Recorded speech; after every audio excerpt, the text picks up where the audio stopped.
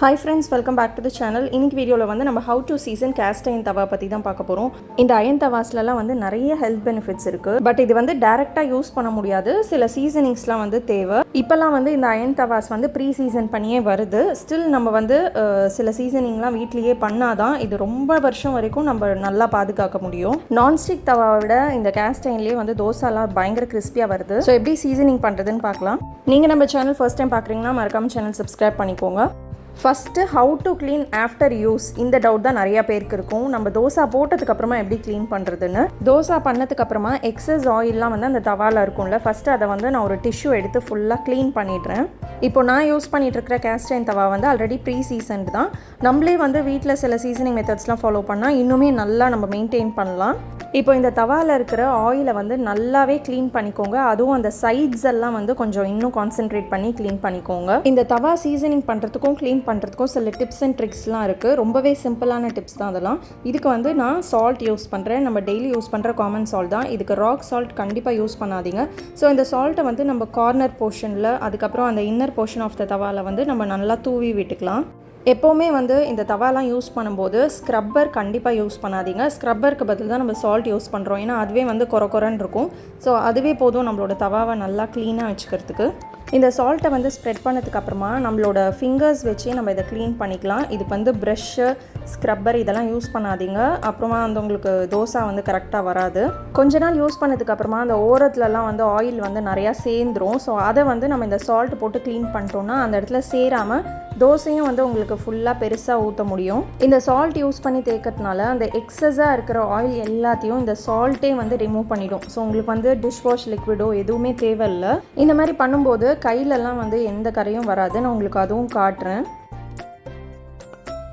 இப்போது நல்லா சால்ட் வச்சு க்ளீன் பண்ணிவிட்டு இதை வந்து நம்ம ரன்னிங் வாட்டரில் வாஷ் பண்ணிடலாம். அவ்வளோதான். இப்போது எக்ஸஸாக இருக்கிற ஆயில் எல்லாமே வந்து நம்ம க்ளீன் பண்ணிட்டோம். நீங்கள் இந்த க்ளீனிங் மெத்தட் வந்து டெய்லி சால்ட் போட்டு பண்ணோம் அப்படின்னு கண்டிப்பாக இல்லை. வீக்லி ஒன்ஸ் ஆர் ட்வைஸ் வந்து நீங்கள் டெய்லி யூஸ் பண்ணுறீங்க தவானா பண்ணலாம். அப்படி இல்லைன்னா நீங்கள் 2 weeks ஒன்ஸ் கூட அப்பப்போ எடுத்து நீங்கள் சால்ட் போட்டு க்ளீன் பண்ணி வச்சுக்கலாம். இந்த தவாவை வந்து வாஷ் பண்ணதுக்கப்புறம் அப்படியே எடுத்து வைக்காமல் இன்னொரு சீசனிங் பண்ணி நம்ம எடுத்து ஸ்டோர் பண்ணி வச்சுக்கலாம். இது க்ளீன் பண்ணுறதுக்கு நீங்கள் ஒரு காட்டன் கிளாத் அப்படி இல்லைனா டிஷ்யூ கூட யூஸ் பண்ணலாம். எங்கேயுமே தண்ணி இல்லாத மாதிரி பார்த்துக்கோங்க, இல்லைனா லைட்டாக ரஸ்ட் வர ஆரம்பிச்சிரும். இந்த மாதிரி க்ளீன் பண்ணால் கூட நம்மளுக்கு ஆயிலெலாம் கண்டிப்பாக அங்கங்கே இருக்கும். ஸோ அதையும் வந்து இன்னொரு டிஷ்யூ வச்சு ஃபுல்லாகவே நான் வந்து க்ளீன் பண்ணி எடுத்துடுறேன். இப்போ தொடச்சதுக்கப்புறமா ஃபியூ ட்ராப்ஸ் ஆஃப் ஆயில் போட்டுட்டு நல்லா அதை ஸ்ப்ரெட் பண்ணி விட்டுருங்க. அதையும் வந்து டிஷ்யூ வச்சு பண்ணோன்னா இன்னும் ஈஸியாக இருக்கும். இது மாதிரி ஏன் பண்ணுறோன்னா நம்மளுக்கு ரஸ்ட்டெல்லாம் ஃபார்ம் ஆகாமல் இருக்கும். நம்ம இது வந்து ரொம்ப நாள் யூஸ் பண்ணலாம். அண்டு நல்லா நான்ஸ்டிக்கி பேன் மாதிரி வருது. ஸோ அதனால் ஆயிலெலாம் அப்ளை பண்ணி நம்ம அந்த தவாவை சீசனிங் பண்ணி வச்சிடலாம். இந்த மாதிரி ஆயில் வச்சு சீசனிங் பண்ணுறதுனால அந்த தவாவில் இருக்கிற குட்டி குட்டி கேப்ஸ்லலாம் கூட ஆயில் நல்லா இறங்கி தவா வந்து நல்லா ஷைனிங்காக எப்போவுமே புதுசாக இருக்கும். அண்ட் மெயின்லி தோசா வந்து நல்லா வரும், நல்லா கிறிஸ்பியாக கிடைக்கும் நம்மளுக்கு.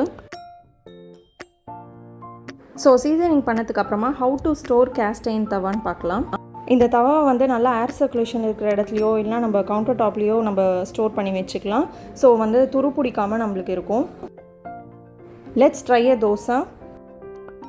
ஸோ இப்போ தோசா போடுறதுக்கு முன்னாடி நம்ம என்ன பண்ணோன்னா இந்த அயர்ன் தவாஸில் ஃபியூ ட்ராப்ஸ் ஆஃப் ஆயில் வந்து நீங்கள் போட்டுக்கோங்க. ஸோ நான் வந்து நல்லெண்ணெய் தான் யூஸ் பண்ணுறேன். அதுக்கப்புறமா நம்ம திரும்ப ஒரு டிஷ்யூ கிளாத் வச்சு ஃபுல்லாக அந்த எல்லா இடமும் கவர் ஆகிற மாதிரி ஒரு வாட்டி நீங்கள் அப்ளை பண்ணி விட்டுருங்க. அவ்வளோதான். இது வந்து மீடியம் ஹீட்லேருந்து ஹை ஹீட் வரைக்கும் நம்ம கேஸ்ட் அயர்ன் தவா யூஸ் பண்ணலாம். மெயின்லி கேஸ்ட் அயர்ன் தவாஸ் வந்து ஹீட் வந்து டக்குன்னு ஃபுல்லாக ஸ்ப்ரெட் ஆகாது. ஈவனாக ஹீட் வந்து மெயின்டைன் பண்ணும். அண்ட் எல்லா இடமுமே வந்து ஈவனாக குக் ஆகும். ஸோ அவ்வளோதான். ரொம்ப ஈஸியான ஒரு சீசனிங் தான் கேஸ்ட் அயர்ன் தவாவுக்கு தேவைப்படும். இப்போ பார்த்திங்கன்னா தோசை அவ்வளோ கிறிஸ்பியாக வரும். அது ரெடி ஆனோடனே தானாகவே வந்து அந்த தவாலேருந்து வெளில வந்துடும். ஸோ உங்களுக்கும் இந்த வீடியோ கண்டிப்பாக யூஸ்ஃபுல்லாக இருந்திருக்கும்னு நினைக்கிறேன். மறக்காமல் வீடியோக்கு ஒரு லைக் பண்ணுங்கள். ஸோ நெக்ஸ்ட் இதே மாதிரி இன்னும் இன்ட்ரெஸ்டிங் வீடியோவில் மீட் பண்ணுவோம். அன்டில் தென் டேக் கேர், பாய்.